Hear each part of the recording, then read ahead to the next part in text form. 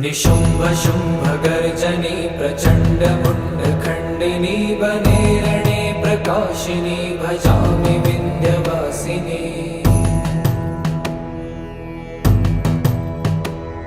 त्रिशूलमुण्डधारिणी धराविघातहारिणी गृहे गृहे निवासिनी भजामि विन्ध्यवासिनी।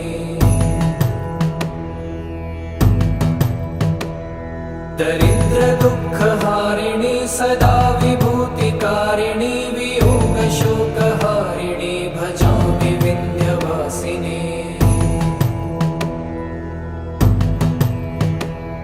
लसत्सुलोललोचनं लतासनं वरप्रदं कपालं